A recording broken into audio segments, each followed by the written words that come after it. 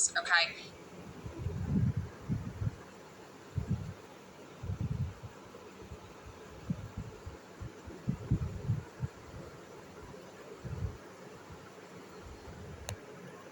All right, so I had lots of comments and questions about exactly what I was talking about yesterday with what your pelvic floor does when you walk. So if I'm confusing you, do not listen to me and start with learning how to connect to your pelvic floor, how to use your breath and feel it lower, and how to use your exhale to feel it lift. But if you're still working on what actually happens with your pelvic floor when you're walking, think of it in two basic categories. Nobody is this simple, but it helps to make sense of what we're talking about.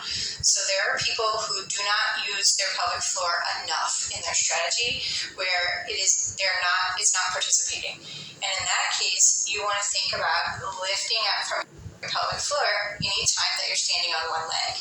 Because when you stand on one leg versus standing on two legs, you need more stability from your hip and you need more stability from your trunk. And your pelvic floor I got cut off a little bit there. So your pelvic floor lifting up helps to contribute to your stability in your hip and in your trunk.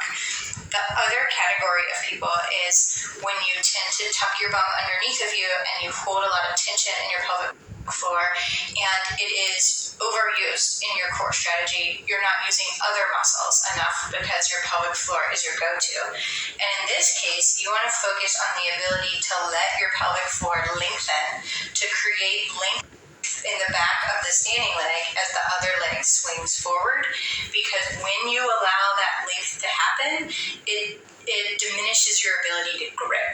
So those are the two things that we want to consider in walking, but do not overthink this.